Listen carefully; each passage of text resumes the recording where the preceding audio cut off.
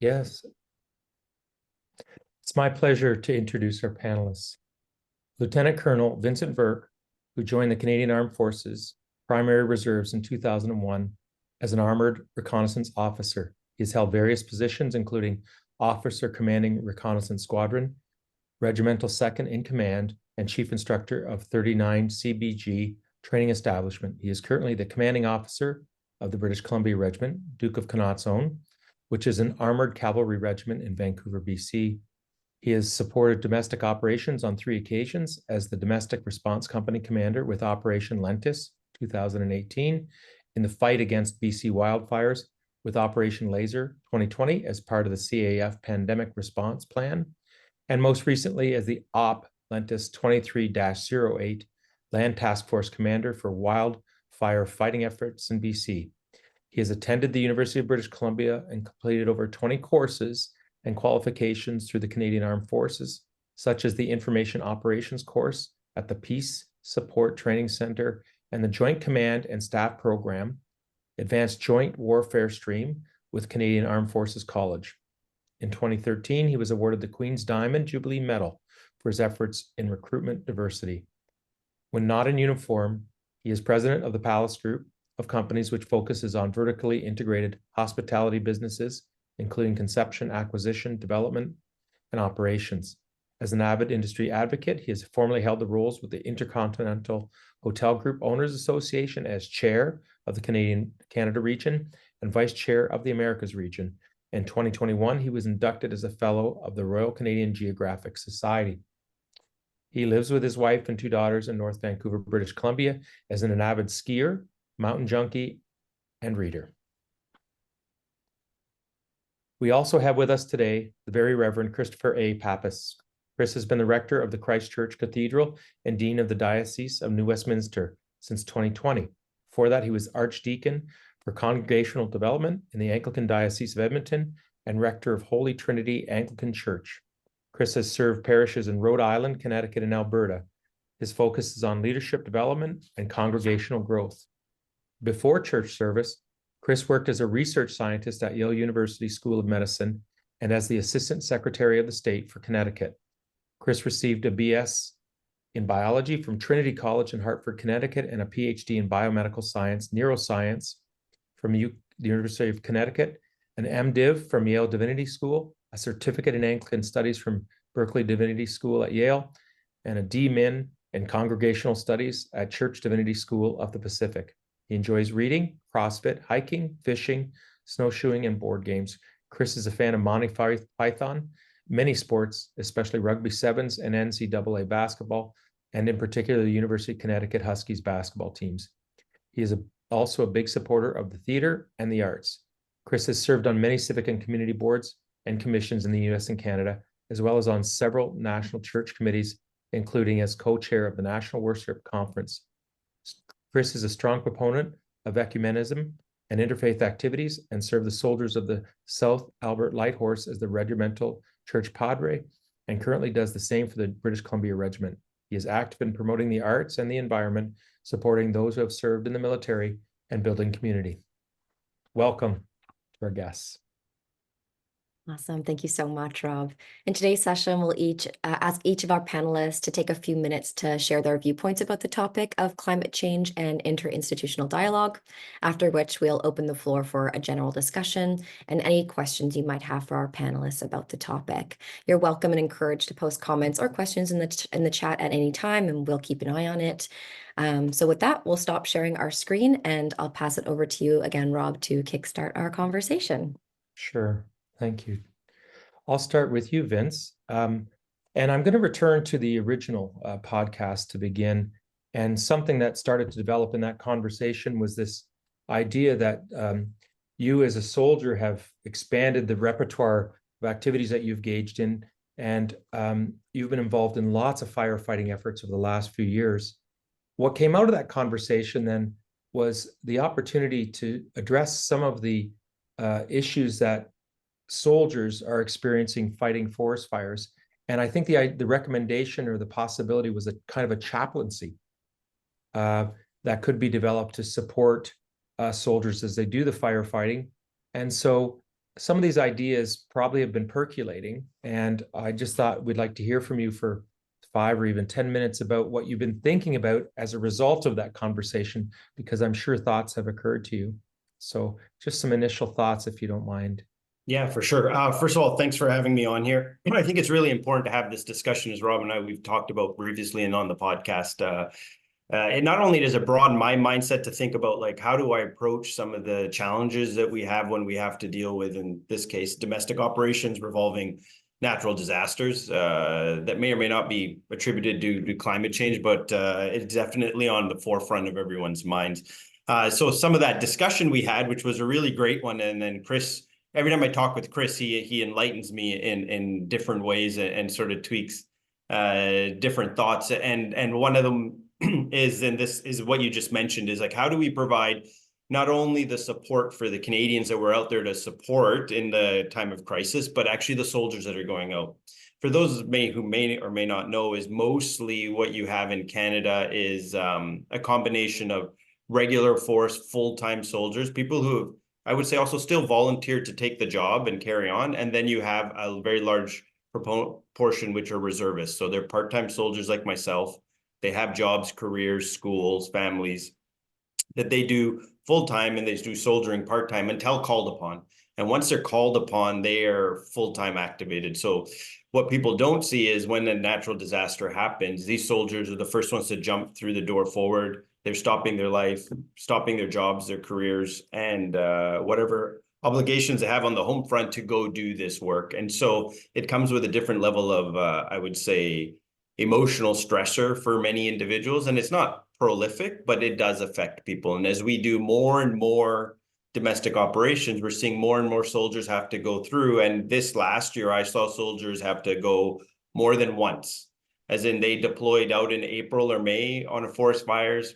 Things sort of settled down, other units took over, but then we had to go again in August and September, and then they came back out.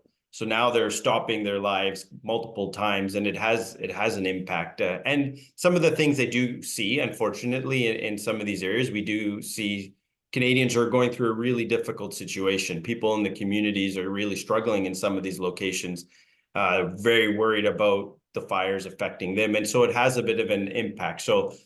So on that, as far as sort of like these two institutions coming across, a religious institution and the military institution, there's an opportunity, I think, for having what I would say is more proactive. And almost one of the things that Chris had talked about is almost like a surge civilian volunteer force that can also come out to provide support for a short period of time. Because Chris, I think you mentioned something regarding about how the Anglican Church had actually stood up individuals and groups of people for certain disasters in the past to provide support. And I thought, okay, that's very interesting, right? Well, I see it as a soldier that we go, it's sort of bred into us that's we want to step forward at the time of crisis, but to see truly civilians in a fully volunteer capacity come out would be quite an inspiring component to work side by side where it can happen. So some of our work, obviously, that's not feasible, but in other areas, I think that's something that could be leveraged. And as we move forward into a world where we see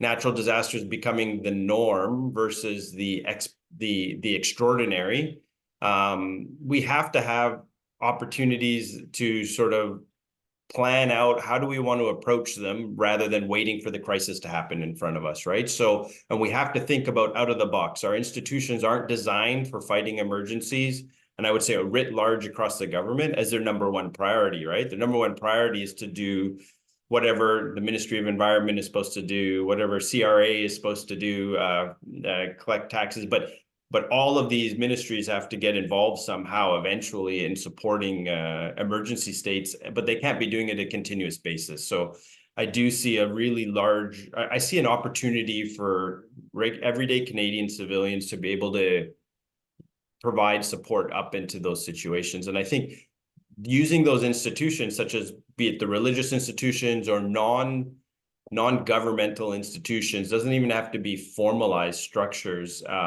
gives an avenue for people to want to help. Because I will say, especially when Lytton burnt down a couple of years ago, or even we were having the floods, most of my soldiers are saying, when are we going? And if we can't go tomorrow, I'm going to drive out there with a truckload of food myself. And I got my neighbors who are going to go with us. And I would say generally most Canadians really want to help, right? And that sense of help and support is amazing. It can be extremely confusing and detrimental if done in an unorganized manner, though, right?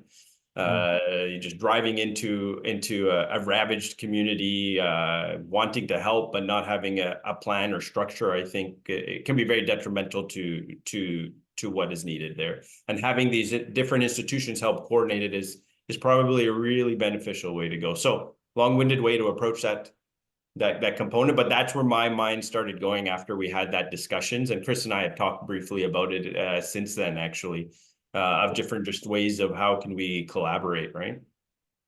This is terrific. So I'm going to turn it over to Chris in a second, but I just want to let you know that what I'd like us to make sure we hold on to here is this notion that the reservist system, if you will, could actually be taken from a military application and used more generally for civil society in meeting the desire for people to come and help in such a situation. So almost create a civic reservist system. So we'll come back to that, but I really want to turn it over to Chris now to kind of identify some of the things that he has been thinking about since our first podcast. Chris. Thanks, Rob. I want to say that since we had the initial podcast, I too, I've spoken to Vince and thought about this, and that initial process really, for lack of a better word, it got things percolating, and it made me think and think about things differently. I think sometimes our thinking tends to be linear and is limited by what we think can happen, and I think tends to be restrictive. And so that process you put us through, at least for me, allowed me to be a bit more creative in thinking of how we can approach some of these issues. So the other bit of information that really solidified what I'm going to say today was actually your introduction about Stillwell's General Store, because believe it or not, when I grew up in my small town in Connecticut, we had Ackerman's General Store in the middle of town, and it was much like Stillwell's. It was a potbelly stove in the center, and you could go in there and you could get hot food, you could get candy, you could get tools. It was a hardware store. You got your local gossip there. You got your stuff for your farming, and every year, twice a year, Ace Ackerman, one of the kids, would give a bunch of us a call, and in the spring he would say, "Hey guys, the lime is in," and we'd all go down, and there'd be a trailer out back, pallets, and we'd unload the lime and bring it in and set it up for them, and they'd give us pizza, and then we would do stuff like that in the fall as well. But it really, to me, speaks to what we're talking about here about approaching climate change and this specific wildfires, and how the church and the reservists can work together, because it's really, we're optimizing for the common good, and we're being called to work cooperatively together. All right, like just the way Ace gave the call, we came in, we moved the lime, even though we weren't going to use the lime, but by putting the lime in the store, everyone who needed it for their yards or for their farms had it. So one of the things Vince had mentioned about the ministry, I guess that I had spoken about last time, it was actually occurred during 9/11.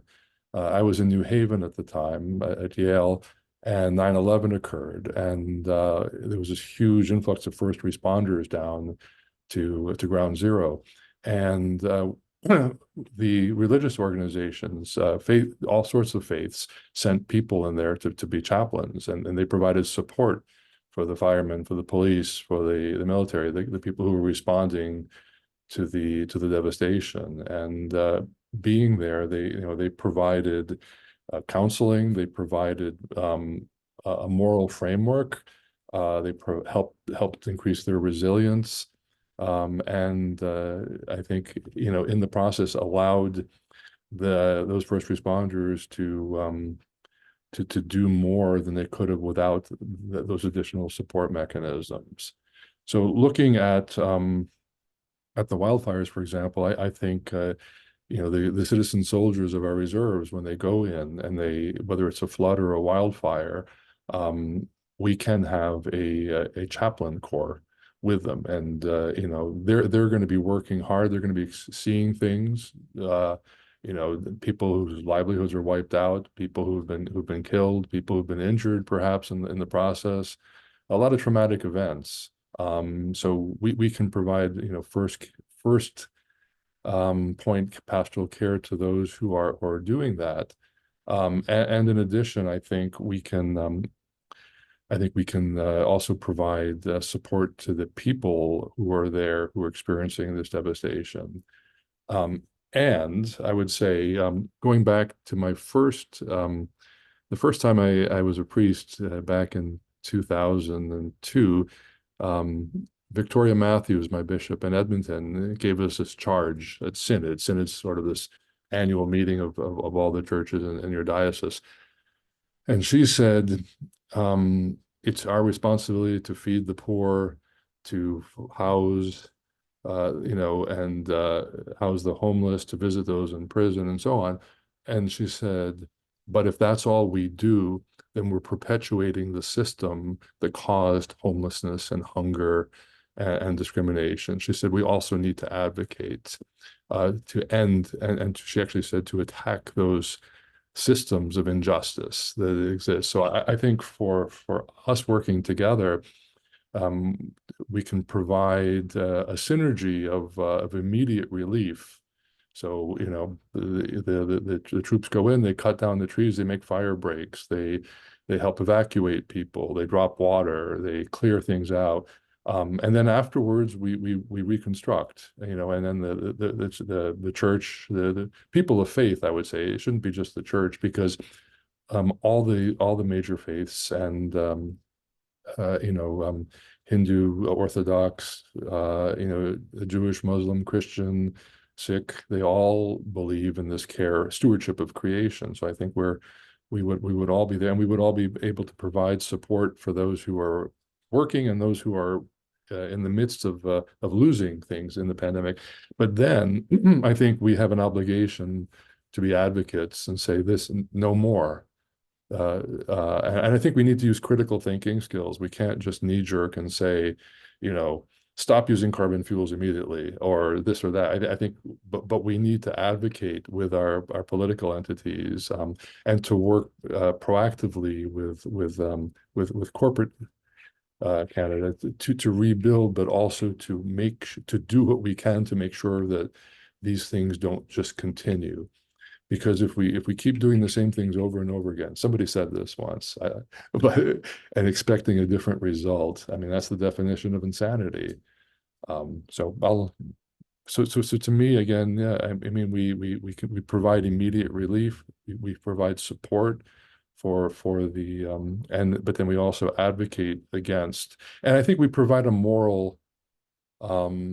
I hate using the word moral, because I don't think we're not a church of morality. We're a church of transformation. I think we want to change the status quo, but to give people a framework for why it's important, right? I mean, and I think I did talk about this last time, but I mean, our belief is that this world, this world isn't solely for profit and gain. It's not ours. Right, most faiths, and even I would say even I'm blanking on the term, nature, people who belong to nature religions, they all believe it's that there is a greater being, a creator, a God who created everything. So and for a purpose, and we're stewards.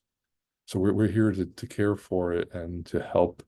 And again, to help provide again for the common, optimizing for the common good, and for the purposes. And those purposes include not just people, but all creatures. They're all benefits, because they're all part of the good creation. So I'll shut up, because I think the only thing worse than an academic with a podium is a priest with a podium. Oh, Rob, you're on mute. Sorry, I'll turn it over to Jamalee now. I think the term was pantheism. Pantheism. Okay. We'll come back to that actually. Jamily, you had a question or you're going to scan the chat. Sure. Yeah, I just wanted to, at this point, call on everyone here and open up the floor for anyone to ask any questions or potentially add to the conversation. As always, if you prefer to use the chat, I'll keep an eye on it. And if not, chime in at any point, ask your questions. I've got some of my own, but I might just pause for 30 seconds in case someone has something top of mind.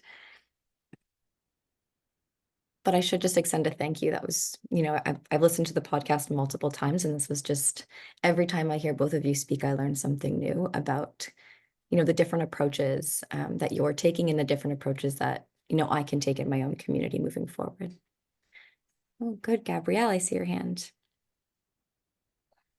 Hi, everyone. Thank you for sharing your perspectives. That's really somebody who is quite outside both of those institutions. It's incredibly sort of insightful to sort of hear the role that you're both playing in sort of the world of climate justice.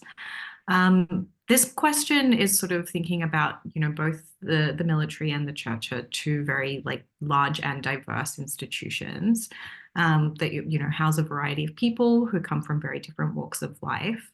And I can imagine as well with that comes a lot of different opinions, potentially feelings of resistance or differing ideas about, how serious climate change is, or at least, maybe different perspectives on what kinds of actions people should be taking in terms of climate change or climate justice. So as sort of people in leadership positions in these institutions, how do you sort of cope or navigate with sort of dealing with these different perspectives within your own institutions, especially as people trying to improve the world and deal with climate change in the ways that you do in these different sort of spaces? Well, if it's all right, Chris, I'll kick off then. But so I appreciate that question. Yeah, right.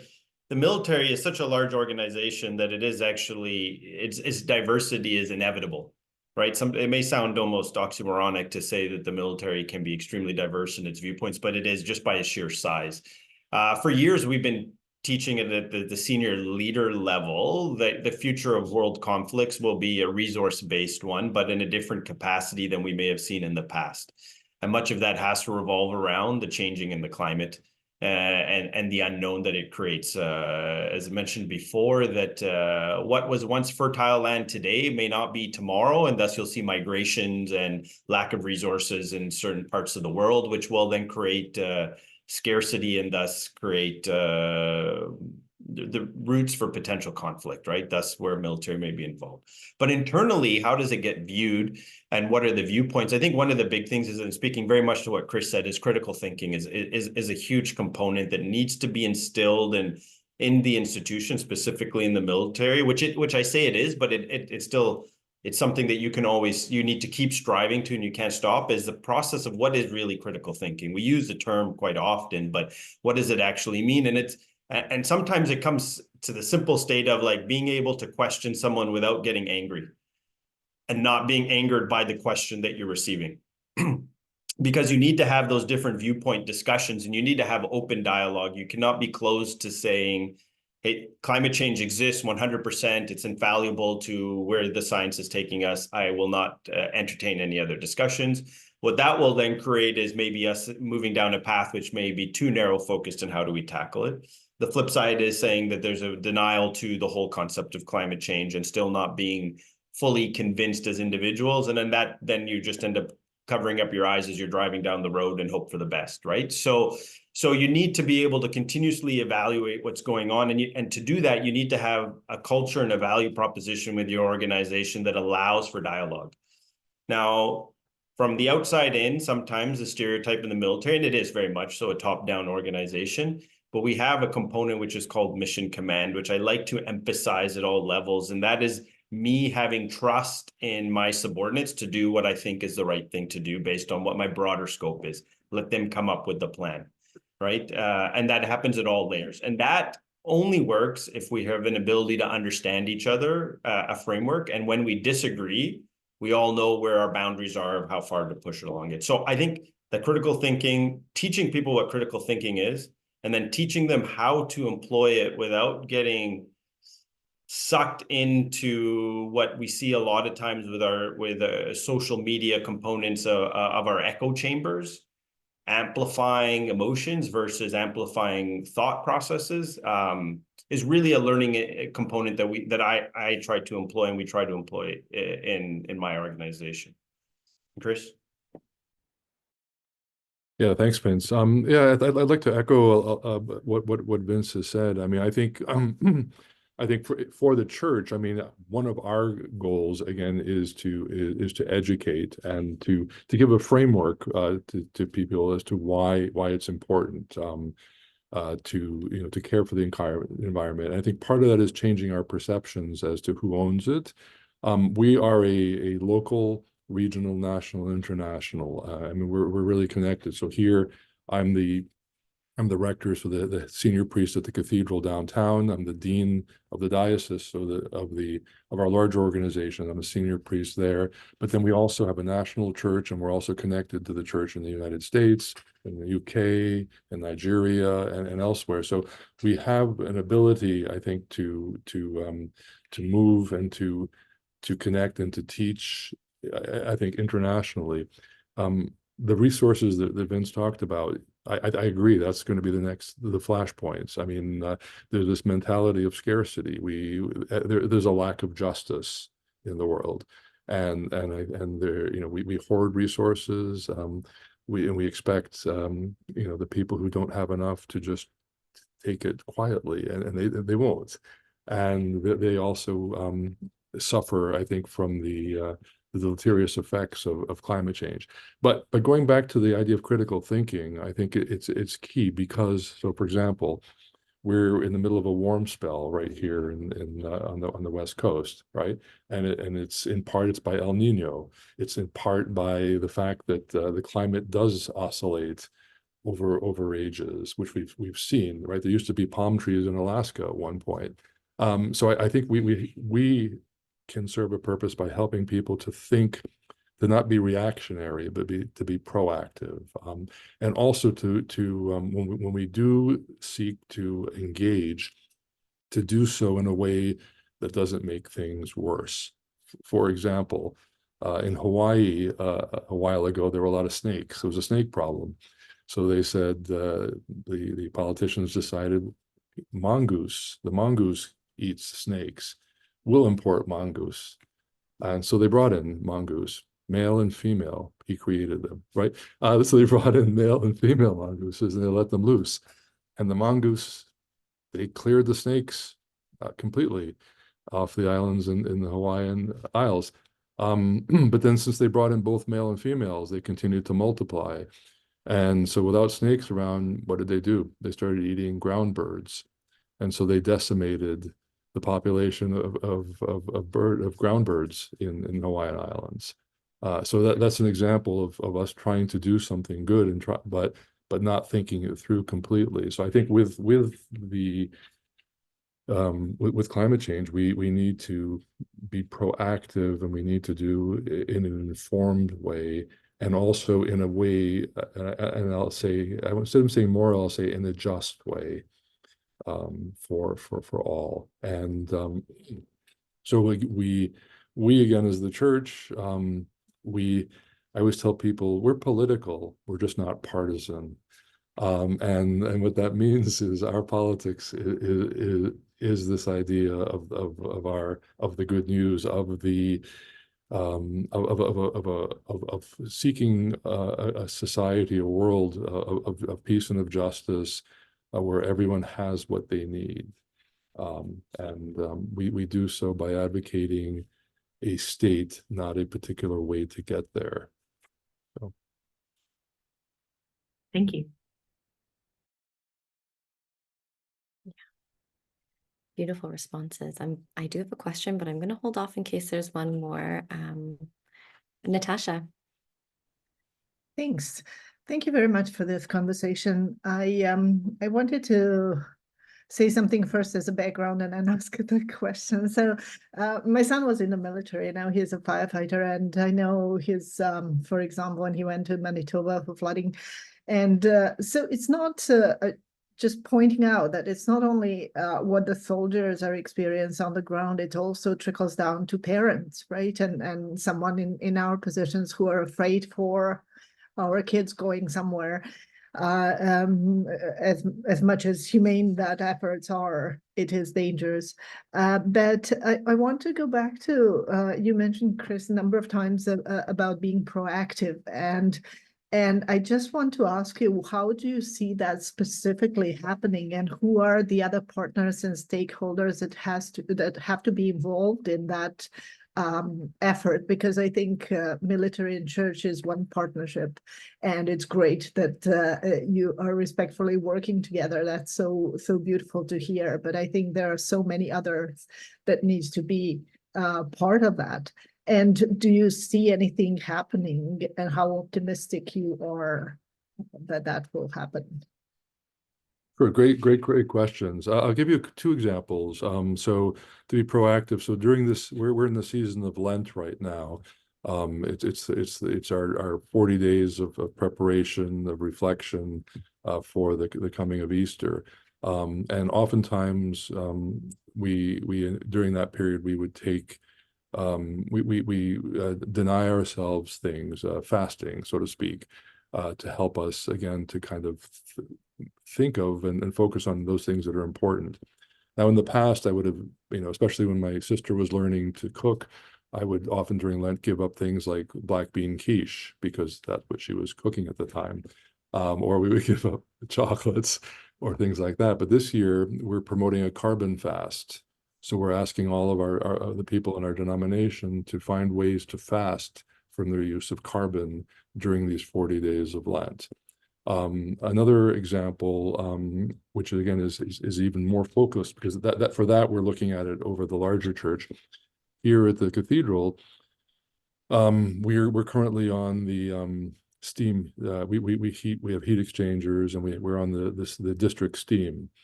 And so we're finding that that's not really working for us. So we were in the process of looking at getting rid of our heat exchangers, which are failing, and putting in gas-fired boilers instead, because it would cost less, because natural gas is cheaper, and because it would also we thought would be more effective, more environmentally effective than the coal that's used to fire the very inefficient open loop of this district steam.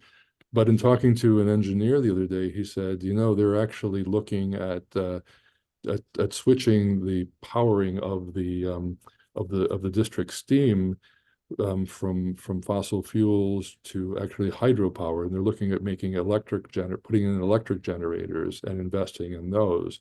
So with that information, I propose to us here that, so instead of going to the natural gas fired boilers, that maybe we wait and live on with our current system, with the knowledge that within a few years that there'll be a more sustainable system in place that utilizes electric boilers powered by hydro.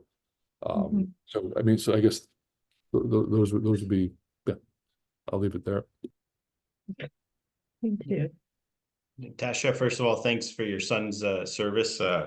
And looking at the name on the board, I may actually know him. But we'll leave that for another discussion. I think it's a great point, though, that you brought up initially. Your question was that, like, if we're just two institutions, what is there required there, or how do we get all other institutions sort of engaged?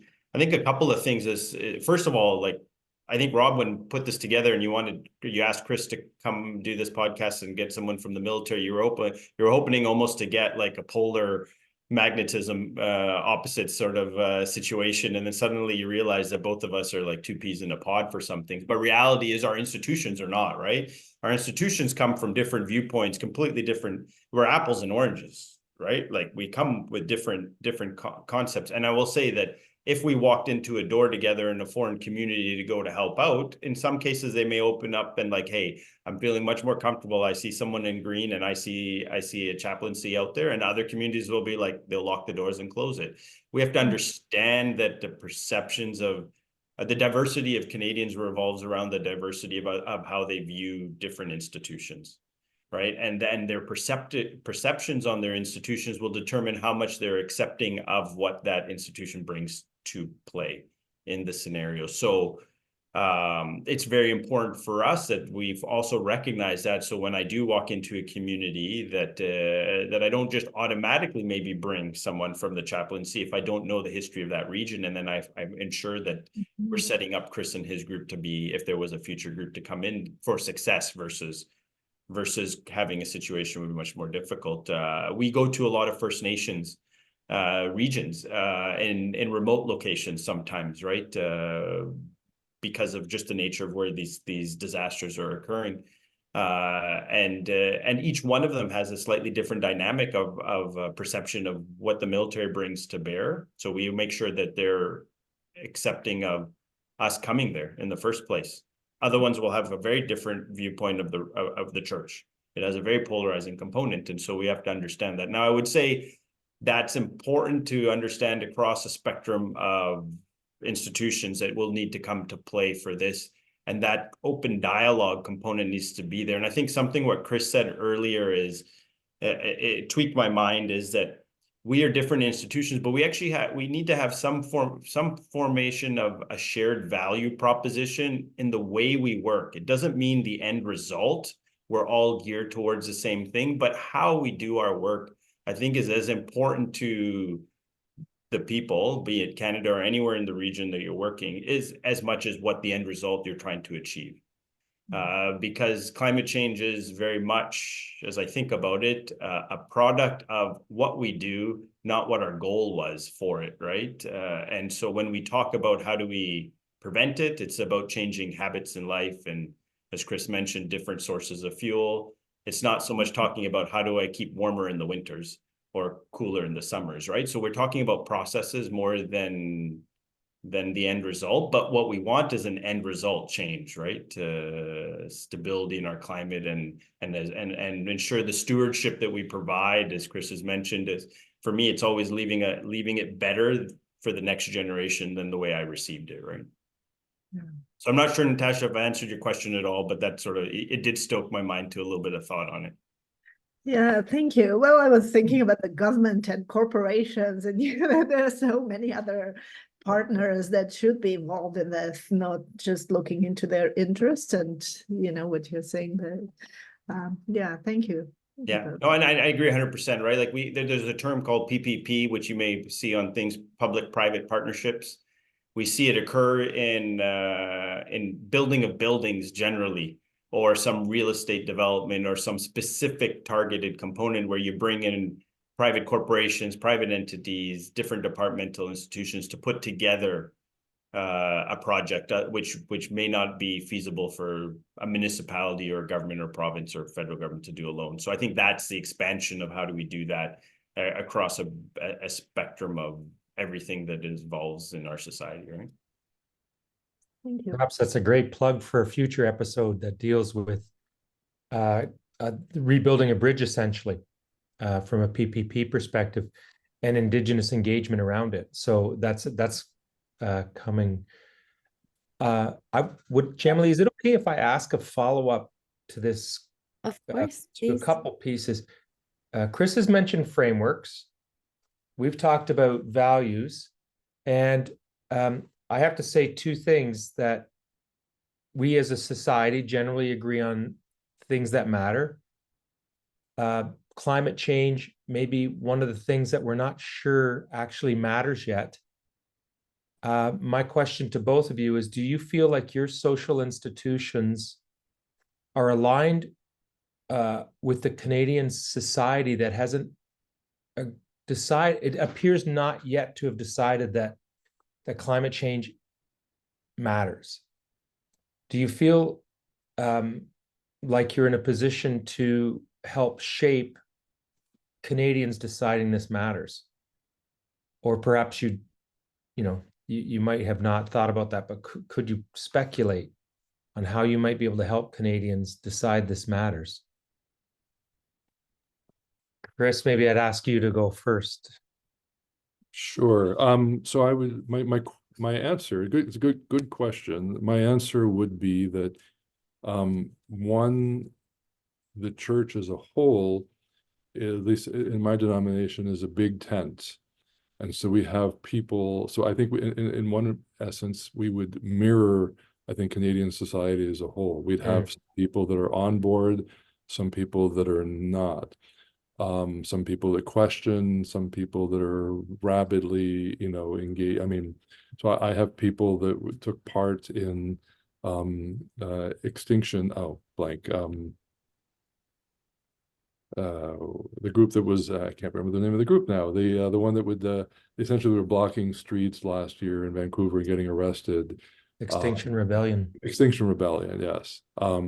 Whereas I have other people who would be at the far other end of the spectrum, and see the resources are to be utilized for solely for profit. And however, in our leadership, the leadership of the church is currently committed to environmental stewardship, to eco-justice, as I put it. So what we do is we teach and we advocate, and we do so because, again, those of us who are in authority see this as important and see it in line with our founding scriptures and our founding, in our church, it's scripture, tradition, and reason, right? So we look at all of our scripture, and it all says, yes, we're stewards, it's for the good of all.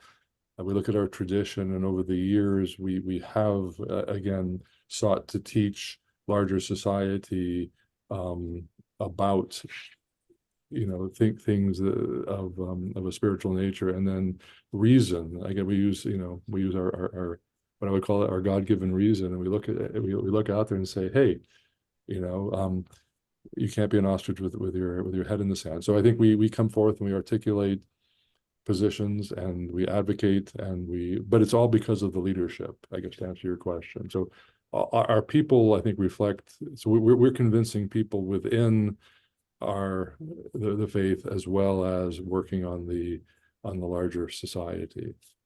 I think, Chris, that's actually, you tweaked a couple of good thoughts in my head onto that one. I would say, first off, that yes, we have a place to be able to be a voice for ensuring that the importance of this is elevated. To make it simple answer, first of all, to that question you had, Rob, but it's easy to say, it's harder to implement.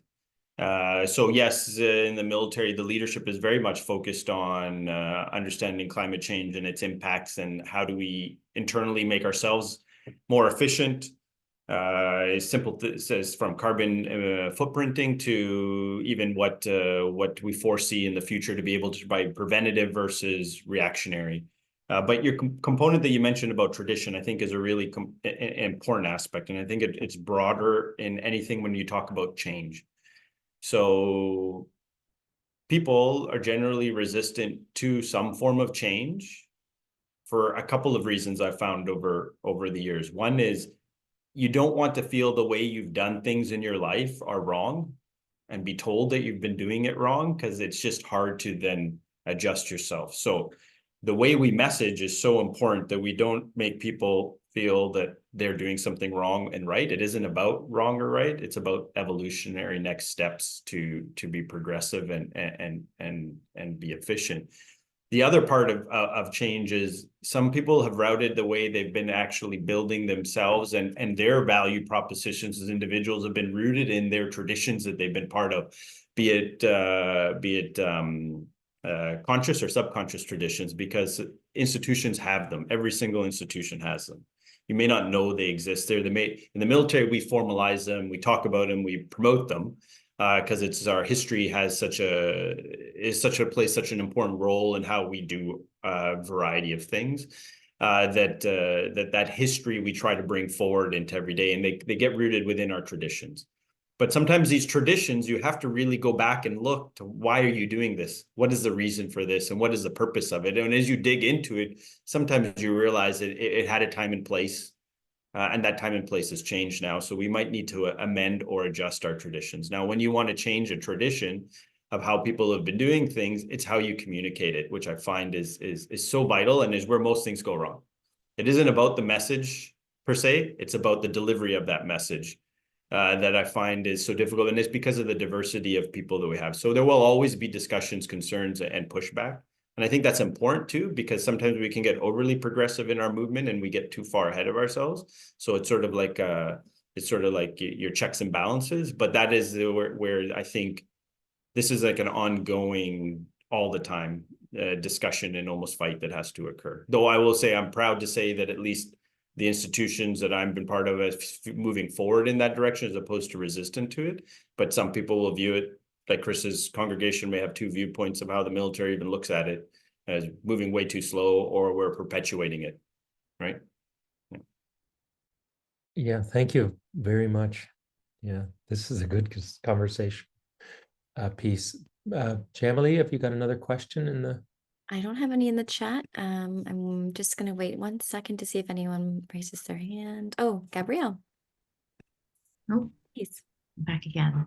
I think this is kind of a follow-up. I thought the mention, Vincent, of that sort of preventative versus reactionary role that the military sort of plays or could play in the climate crisis. And I think also, Chris, your mention of the role of the sort of church as an educator. I guess within the sort of military institution, like, do you see space for I guess how there can be movement from it being more reactionary to maybe being more preventative, and what might be constraining or limiting that? And then I suppose also from the church perspective as well, like in terms of being proactive, like where is there space and places to move like towards a sort of justice-based approach to climate change? Yeah, so the Vincent Virk viewpoint is, yeah, I think there's definitely a space to be more proactive to ensure that you don't have to be reactive. But we have to remember that what the purpose of the military is sometimes is to be the reactionary last step, right? Like, we have to be cognizant of what our role, even when we deploy internationally to support other countries, other nations, other people, because that's normally what Canada does, because we are blessed with geography at the current state to be able to say, well, we have one neighbor and 3 oceans around us that give us a buffer from some of the situations that other places of the world don't have that liberty of having. Is that sometimes the military is not seen as the place that you want to be your proactive component, because then it can be overriding of everything else. Okay, and I take it into states which may have had, well, you'll see it even in military-led governments, right, and so forth. So we are very cognizant of where our role sits within Canada. We are, I would say, your Uber servants. Okay. And when you're in that way, there is an opportunity to be more proactive, but we try to be a bit more behind the scenes or secondary, because we cannot be the leader of change on this one. This is where the government and the people of Canada are going to be driving the direction that we will move into. So I think one way of approaching that, and one way that I think has been, Canada has tried to find a way to be very proactive in over the last couple of decades, is developing partnerships and developing opportunities to have the discourse occur, and then providing a framework to execute against it. Because what we find is when we bring multiple agencies and groups together, especially in foreign countries, be it was it in Afghanistan or in other areas that we deployed in the world, is that everyone comes there with a similar, relatively similar good intention, speaks different languages, both physically and not, but they don't align well towards operating towards an end result together, right? And it's how do you bring people together that are basically apple and oranges, and you're trying to still make juice, right?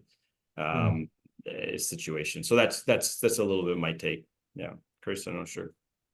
Yeah, I want to. I'll add to. Yeah, I think one of the things we should do, can do, as a faith organization, is we can reframe things. And I think we have the ability to frame it. So if I were to say to Rob, if I said to you, you need to start driving as much because, and you need to stop by, this and that, because it's not good for the environment, it's not good for justice. You may or may not, agree with me, or you may take offense to it, or just turn me off. But I think the church has an opportunity to, again, to go, to come at it from a tangent. So we can easily preach on the fact that our lives should not be pursuing material goods and material consumption. That's not our primary purpose, right? So excessive consumption, conspicuous consumption, seeking to acquire power, prestige, and all that, and things is not what we're called to do. The secondary effect of that, and then we can say, and the fact is if you stop striving to consume, you'll have more time for your friends, for your families, for civic engagements. You can enjoy life more. And then as a result of that, I think that there's also a secondary effect of less stress on the environment, right? Because you're using less resources. You don't have to have a new phone every 18 months, or actually it's down to every 12 now. And so again, how do we frame it? So I think, again, nobody wants to hear the church telling you that, you should stop burning oil because, however, if we frame it in the fact that we're stewards, it's not our stuff. That if we frame it in like, what, we excessive consumption and acquisition of goods is not good for us individually. It's not good for our families. I mean, I think there are ways it can be messaged, and it can directly as well as and indirectly affect global climate change, and even making self-sacrifice and restraint sexy. By how it's presented. And I think it has to be done though without guilt. We can't guilt people into this. So yeah. Thank you. I'm looking at the time. If anyone has a question, please raise your hand. But I just wanted to say in response to that, I think oftentimes I can get stuck in a very action-oriented mindset. But I think what both of you have shown me is that sometimes it's okay to take a step back and really work on transforming our mindset.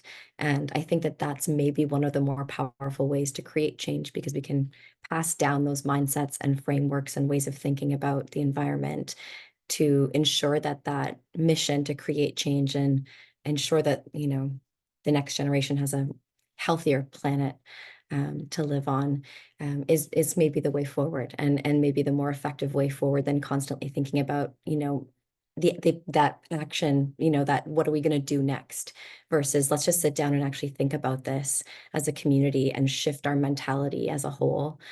So thank you for widening my perspective on that today. I don't see any hands in the audience. So if you're comfortable, Rob, I just want to thank you both so much for being here today and taking time out of your day to share your wisdom with us. We are so sincerely, gracious for both of you. You're incredible panelists, very wise, Chris and Vincent, invaluable contributions, to climate justice today, and your suggestions on how to move forward and collaborate in unconventional but powerful ways will certainly remain with me, and I'm sure everyone that's here today. And of course, we'd like to thank everyone here for joining the conversation and for posing such thought-provoking questions and comments to Vincent and Chris. I guess we'll close it on that. We'd also like to share with everyone that this is a Viewpoint series, so we will have a Viewpoints event similar to this one monthly until June, and so we will advertise that on our events and workshop page moving forward. And if you have any additional inquiries, comments, or questions, or want to learn more about this Viewpoint series, you can reach out to LDDI through Twitter or email, and we can pop that in the chat, or you can visit our website. So thanks again for joining us, and we hope that you all have a wonderful rest of your day. Thank you very much. Thanks, everyone. Thank you. Thank you all. Mhm.